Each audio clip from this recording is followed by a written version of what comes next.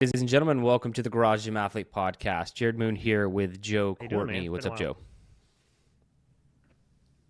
Yeah, it has. I'm doing well, except for I'm a little bit annoyed, in all honesty, that we're doing the podcast that we're doing today. Uh, but we have to. So we're going to be talking about the sugar diet today. I thought I was getting punked, didn't you? I think I sent it to you, and you were like, "Is this April Fools?" Like, um, or maybe I sent it to someone else and they said that. But dude, I totally thought the sugar I thought diet this was a was joke. like What another did you just think when I sent it TikTok to you? craze thing where they like almost not quite as bad as like the Tide Pod thing where people were eating Tide Pods, but like along the lines of just like something stupid that somebody Mm, put out and other people were like, "Oh, hey, yeah, we'll just follow this and be trendy." yeah. I did not look too much into the origin of the sugar diet because, to be honest, I don't really care. We do have some studies, and if anybody's wondering, like, what the hell are you talking about? What's a sugar diet? It's exactly what it sounds like. You eat a bunch of sugar. You eat a high carbohydrate diet, um, and everyone's doing it a little bit differently, but it's like somewhere north of like 80% of your caloric uh, breakdown is going to be carbohydrates and predominantly through sugars, a lot of fructose. But I mean, people are eating candy, drinking juices, those kind of things. And then you heavily restrict fat. And then you lock in protein to some amount. The reason this is gaining a lot of popularity is Mark Bell. I was on his podcast a number of years ago, and he's really big in the fitness space. Former like power lifter, and he was really big on the ketogenic diet and doing all that kind of stuff, carnivore.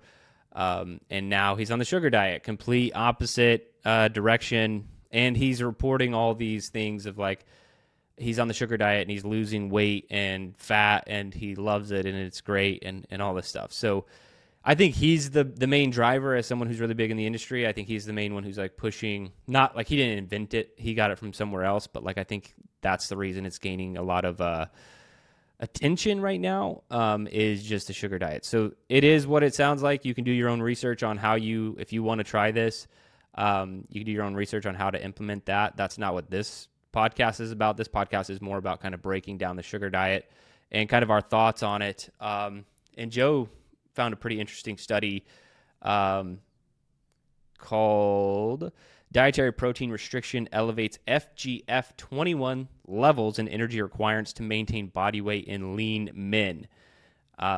So I'll go ahead and let you give me your thoughts, man. I mean, whether it's sugar diet or the study or anything, just let's talk sugar diet. So Well, I what are mean, you people thinking? calling it the sugar diet, and I mean that's sort of like it's almost like I don't want to say bait and switch, but that's like the hook to get people into it. But the actual benefit it's not from eating sugar, and when they say sugar, like they were saying like table sugar is fine. I'm like, what the hell? How is that nutritious at all?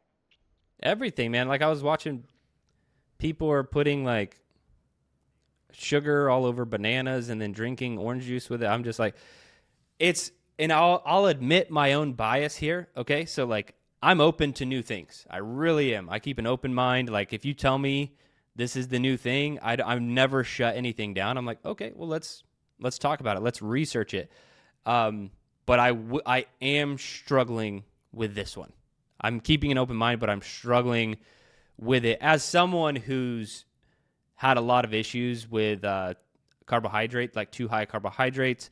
And then also, I had some like blood sugar issues, back in the day, all this kind of stuff. Going low carb significantly helped me. And we've always said that diet is highly individualized. So I'm not saying that sugar diet is good or bad, but ultimately, I'm struggling with keeping my open mind on this one because of how Yeah, crazy I and think that it is.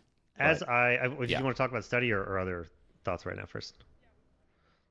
Yeah, I mean, we can talk about the It's like study. the only thing that kind The of main gives it thing a that little I bit wanted to, of credibility, I guess, yeah, go ahead. or thought where it's like, oh, okay, that's the actual. This is only like how or why that this could be something that works, but it still isn't enough. And so the study, um, it's just restricting a ton of protein, and that's why something happens. I forgot what the element is. Oh, FGF21. Yeah. So whatever that FGF21. Yep. does, it for fasting out of like getting rid of your protein, it increases that, which causes your energy expenditure, I believe, to go up, and that is what causes the weight loss because FGF21 is elevated. Yeah, that's 100%. And that's what I was looking for too. And what's the mechanism here of like why? Because people are doing the sugar diet and they're saying it works, and I'm like, why? And there's one argument where, and people make this argument with a carnivore diet is like, yeah, when you cut out one major macronutrient out of your diet altogether, you're going to lose weight. You're going to see results. And I was like, okay, is this the same mechanism here? People are just like eating no fat or, basically no fat, but we've already tried that. Like that's already been like the low fat diet, like craze in the 90s and early 2000s. Like that was all the rage. Go low fat. Everything was low fat. And so I was like, are we just cutting a macronutrient here? And that's the case. But this study specifically is pointing to it being fibroblast growth factor 21, which I had never heard of before. I mean, not that I should have. I'm not a scientist, but being around in like just the fitness and nutrition industry for a long time, I'd never heard of this. But apparently what happens is when you restrict protein, not when you eat a crap ton of carbohydrates, to Joe's point, it's not, eat 800 grams of carbohydrates and now you've hit the mechanism for weight loss. It's more specifically saying there's a significant increase in FGF21 levels during protein restriction. And when that increases, it makes fat cells less efficient to where they actually start burning off. It uncouples their mitochondria is the technical term. So that like uncouples their mitochondria, and then they start basically burning off. And they are specifically using, I'm not saying burning off like as a coach who's like, yeah, burn off some fat. They were using that terminology in the study, which I found interesting. And I was like trying to dig in more to it. And it's because of the way that it actually, the mitochondria gets uncoupled, which I found interesting. It was like, now I'm getting into just like some parts of chemistry, biology, I don't know, but like some like the proton pump or something on the fat cell is less efficient, and so like it actually is kind of like dying off or whatever. Like it's releasing energy because it becomes inefficient. It's not an efficient way to burn fat. It's making it inefficient, so it like burns off. And I was like, okay, so we're like specifically burning fat here because that's like a hard thing to do. Did you actually figure out some sort of secret? And I think one major thing to note is this study was done on healthy individuals who are not like morbidly obese or anything like that. So just keep that in mind before we go any further. But here's the interesting thing is what this reminds me of is the human body is an amazing creation, right? Like it's just amazing. It can do so many things. Like we're constantly healing ourselves, repairing ourselves. We're doing all this crazy stuff. And when we don't give our bodies certain nutrients or macronutrients, our bodies have evolved enough to do different things. Like it is just an amazing piece of machinery that we all have, right? This human body. It's incredible. And whenever you force these stressful diets, and that's what I'll call them, stressful diets on the body's like, bro, I got like thousands of years of like, whatever, human evolution, whatever you want to call it. Like I've been through it all. Like I can adapt no matter what you eat, no matter what you do, I can adapt to it. Like this is me thinking how the human body works. And when we went through the carnivore, extremely low carb diet, we're specifically looking at gluconeogenesis, right? Like that was the term, like the buzzword for several years, gluconeogenesis. And what gluconeogenesis is when you refuse to give your body carbohydrates, your body, being the amazing thing that it is, takes protein and turns it into a carbohydrate. It's incredibly inefficient. It's very hard for the body to do, but your body can't live without carbohydrates, and so it makes its own. It's not something that's like, oh yeah, let's just go do some gluconeogenesis. It's very hard for the body to do. It would prefer not to do it, but it will do it if you force it to. And that's what happened in the carnivore, extremely low carb diet.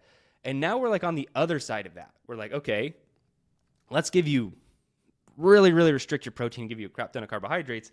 And now this is the new gluconeogenesis, in my opinion. It's like, okay, we have this fibroblast growth factor 21, FGF21 levels increase. It uncouples the mitochondria in a fat cell, and basically it starts to burn fat. It doesn't, and the scientific literature says itself this is an inefficient process, not necessarily dangerous, just an inefficient process, just like gluconeogenesis, not an efficient process, but your body can do it. So when your body is stressed out, you're not giving it enough protein.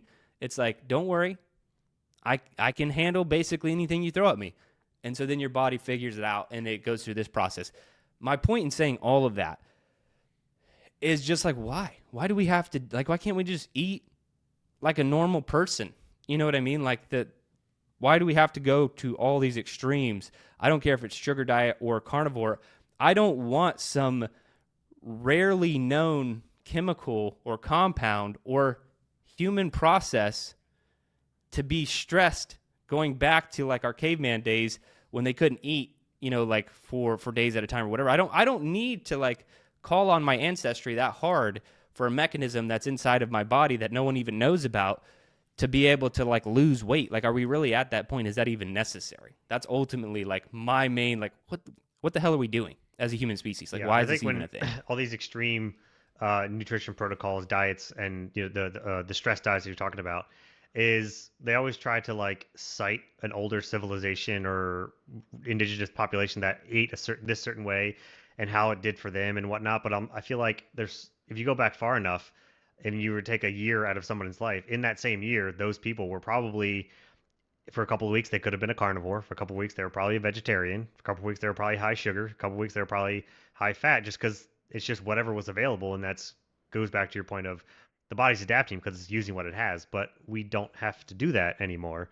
So that's why, we can just take a more moderate approach and not these crazy protocols. And like, my next thought for this diet and for saying it's high sugar is like, and I couldn't find the difference between what this is and what a juice cleanse is or does, because the juice cleanse is basically just high sugar. It's and you're drinking everything, but it's a whole lot of sugar. There's not much protein, not much fat, and people do juice cleanses to really shed fat, but like, it's a cleanse and it's not sustainable for very long. I didn't see anywhere on the sugar diet if how long you're even supposed to do it, if it's considered like a short-term protocol cleanse type thing, but I still couldn't figure out what the difference between this and a juice cleanse is. But at least with the juice cleanse, you're getting like micronutrients because you're doing juice, and even like you're juicing vegetables. You're not just eating table sugar and Sour Patch Kids and drinking soda. I mean,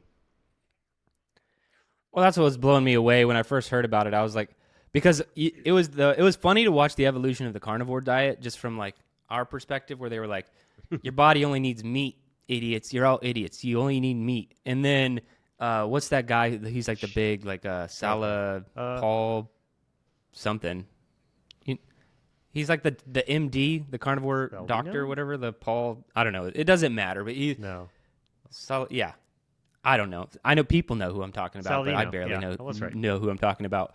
Anyway, yeah, he was like, yeah, you only need meat for years. And then he's like, well, actually, I'm going to eat some honey and some fruit. And it's like, it was just funny to see all the carnivores bring carbohydrates back in their diet, but because they're doing it with like fructose and honey and everything, they're like, no, it's okay. It's okay because these are still natural sources. I'm like, you're just eating a normal diet now. You're getting protein from your meat, fat from your meat, and carbs from your fruit. Like, you're just eating a normal healthy diet now, which is what like you and I have been talking about for years. Like, that's what we think that you should eat, and you just do it in a little bit more strict form or fashion. And the sugar diet, when I first heard about it, I was like, okay, well, maybe they're just eating like fruit and honey, and like maybe at least like it's clean, right? Like clean sugar. And what you just said, Sour Patch Kids, that's what people are doing. They're like, let's drink a bunch of juices, which I just can't get on board with. Let's eat a bunch of candy. It's crazy to me. And I don't like, I get it. So the most interesting part of this study was um, when you restrict the protein, they had to eat more money. They had to eat more calories, and they still lost weight. Like because of this like incredibly inefficient process.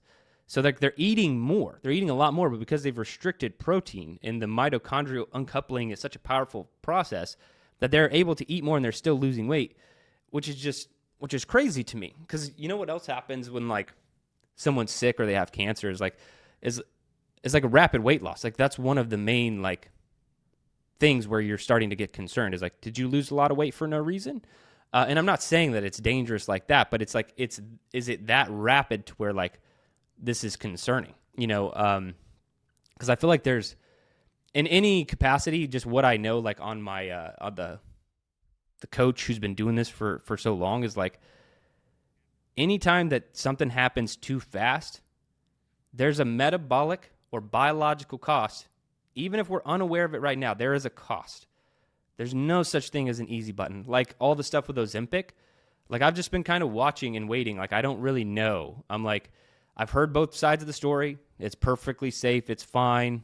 But then there's the other side where Ozempic is like crushing your bone mineral density and like eating all of your muscle mass away, and like ultimately it's not good. But I'm not taking a stance on that. I'm just waiting that one out. Like on the Ozempic side, typically when things happen fast, there is some sort of metabolic or biological consequence. And I feel the same way here. It's like you might in the short term shed fat, lose weight, but what happens if you do this for 2 years? I don't know.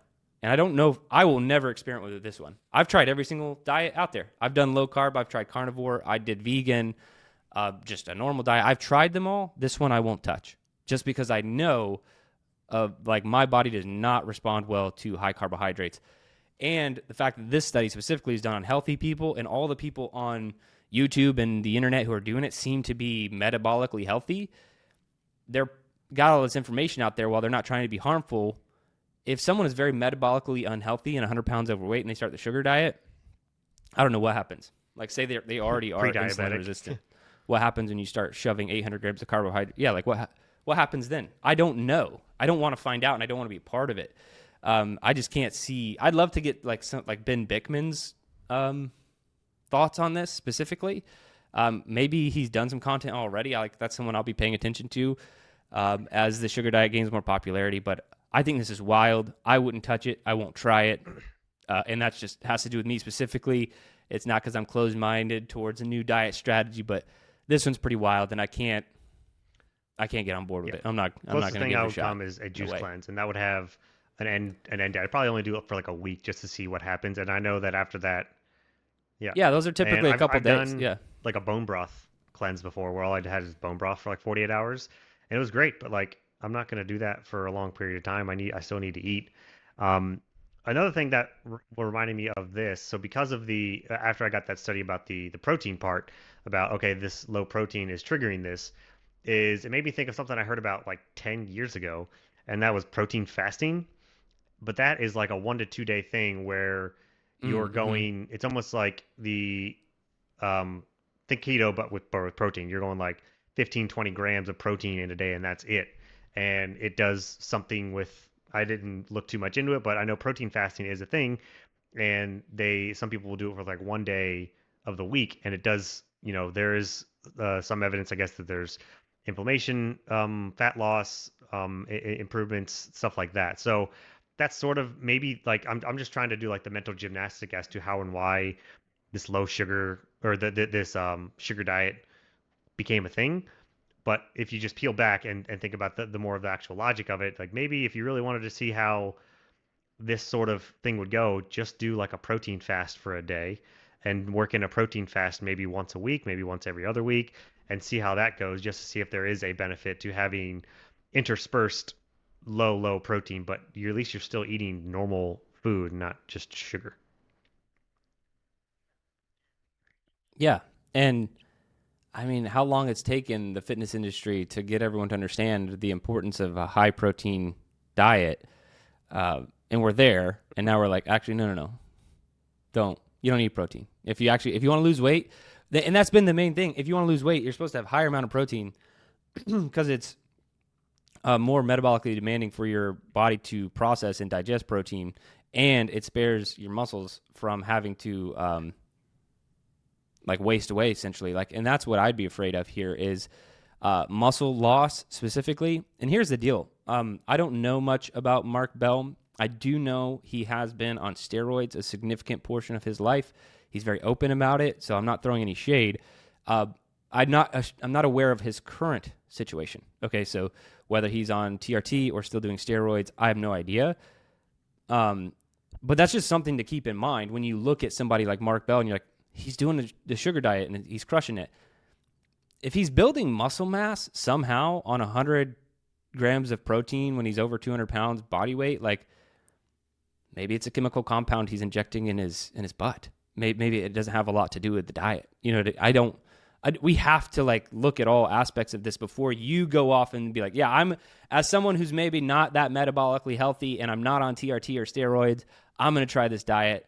I just cannot get on board with it at all. Like, I just don't see how you do that. But hey, if you're taking loads of TRT or some version of steroids, and you are metabolically healthy and you want to shed a couple pounds of fat, give it a shot. See what happens. I would definitely do blood work during the entire thing, and see how things shake out, especially your your A1C specifically, and like your blood glucose levels and everything else. Like I'd be doing blood work every 2 to 3 months on a diet like this. Yeah, Just to see I did what's watch happening. his full video. He said he's on PEDs. He didn't say which one. He just said that, I am on this. So that was one note that I put, that he's on that. And I mean, also the fact that, he's jumped from keto to carnivore to this, seems like he's just jumping around for, I don't know, for content's sake, just to see how it is. So that's another thing to consider. Yeah, and I mean, I honestly think he's a genuine dude, and like I just think he likes to try things out and experiment, and that's fine. I got no issues there. I just think if you ever look at someone as an example for what you're going to follow, you have to ask yourself, how close am I to the actual example that I plan to follow? Like my lifestyle, my like what I'm doing, all those kind of things. You have to take all of that into account. So just something to be mindful of. Not that everyone here is like paying attention to Mark Bell and like what diet he's on, but anyway, that's where I first heard about it, was Mark Bell, and then I dove in more. And it was just crazy. I also, Zach Bitter, he's low carb. He sent some information out on the sugar diet. I don't think he's doing it. He's been low carb athlete for a long time, and his big thing has been like metabolic flexibility, like utilizing carbs when they're really needed. So anyway, there's a lot of information out there. I've kind of given my thoughts on it. I wouldn't touch it, and I think that there's always going to be a metabolic cost, and our bodies can really adapt to things, almost anything you throw at it. That doesn't mean that you should necessarily do it. So if you're looking for like the long haul approach to your diet, what should you be doing? Getting enough protein. I wouldn't be restricting it. And then low to moderate carbohydrate based off of what your body can handle. And then the fat fills in the gaps. Like that's what we've always been preaching here. Like it's very, I know that's not sexy and it's not polarizing, so it doesn't get as many views or clicks, but that's my honest belief on what your diet probably should be if you are looking to just be a healthy human. Eat clean, fruits, vegetables, meats, like, and that's it. It's boring though. Yeah, I mean, right? sometimes maybe you want to try something to shake it up, but no, the closest thing I do is, like I said, like a bone broth cleanse if I really want to like clean out my guts. Yeah. All right. Well, that's it on the sugar diet. Let us know what you think. If you're doing it, you're trying it. I'd love to hear some more anecdotal one-off here and there's of the sugar diet. I really want to hear about it gone wrong. Like every diet, there's always a diet story where it didn't go right. I want to hear some of those as well. But I just feel like I'm sitting in this camp a lot lately where I'm just like, that's interesting. Let's see where this plays out in 5 years. Like I feel like that about TRT right now. Like, and I'll just hit on that real quick. Like I'm not as concerned for guys who are like in their 40s who want to get on TRT, like, or your 50s or whatever. Like I don't care. Like that's fine. And honestly, if your levels are low, it could be like affecting your life to a significant portion. Maybe you do want to get on TRT. Where I think there's a huge problem is all these like influencers who are trying to come up in the world and like get some footing. They're like 23 years old going on TRT. That I can't get on board with. Like, your body's producing the most testosterone it could possibly be doing at 23 years old. Like, why do you think that you need it? They're just basically doing it to grow bigger muscles, to look better for Instagram Reels, so they can get more clicks. And I think that's such an unfortunate situation all this fitness industry has turned into. So that's where like I have a big problem with TRT, not on the aging population who might just like need it. Like, yeah, there are pros and cons to it. Like, you can do your math there, but like the 23-year-old, 24-year-old who's on it, that's psychotic to me. But that's one camp where I'm like, all right, we'll see where this goes. That 23-year-old in 10 years, let's see what happens to him. And then I feel the same way about this. I'm like, well, let's see what happens with sugar diet. See if it's even something we're talking about in 18 months, or if it got completely debunked by like, some of the best in the industry. We'll Definitely see. Only time will tell. Bold strategy, Cotton. Let's see if it pays off. Exactly. That's how I feel. Like, it's gonna be like the new Garage Gym Athlete quote. But we'll get out of here. Thank you everybody for listening and doing the training. We really appreciate each and every single one of our athletes. If you want to be a part of the training, go to garagegymathlete.com. Sign up for a trial. We would love to have you. That's it for this one. Remember, if you don't kill comfort, comfort will kill you.